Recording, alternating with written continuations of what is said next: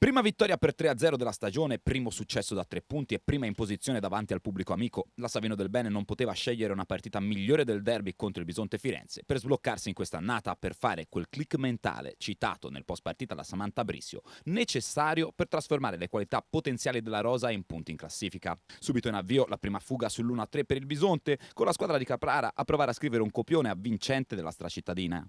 3 ace consecutivi della Stisiak però fanno subito capire che il vento tira a favore di una Savino del Bene in palla come mai visto in stagione.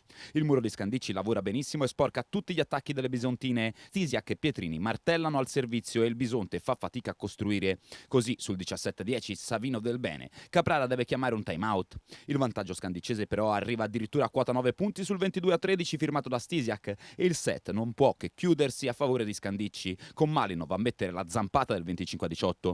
L'intensità della squadra di Mencarelli non cambia e l'avvio del secondo set è devastante. Scandicci va sul 4-1 e Caprara ferma la gara, ma l'emorragia non si arresta e sul 7-1 Caprara chiama di nuovo un time out e mischia le carte in banda, togliendo De Gradi e Dalderop per inserire Feuchi e Santana.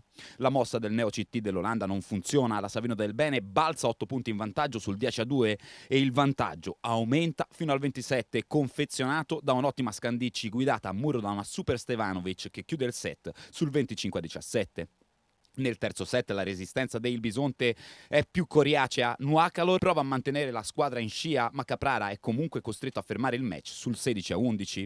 La Savino del Bene, per la prima volta in stagione in vantaggio 2-7-0, assapora la vittoria da 3 punti e la prima gara vinta davanti al suo pubblico. Pietrini e Stisiak lo sanno e segnano a ripetizione il 25-20 finale. È invece frutto di un errore di Santana che manda i titoli di coda su di un derby mai in discussione. Il derby è archiviato ancora una volta a favore di Scandicci alla 10ª imposizione in massima serie nei match contro il Bisonte. Da domani entrambe le squadre ripartiranno per preparare il continuo della stagione. Per la Savino del Bene il 20 novembre arriverà la gara in Champions in casa del Vakif Bank. Il 24 invece la grande sfida di A1 contro Conegliano.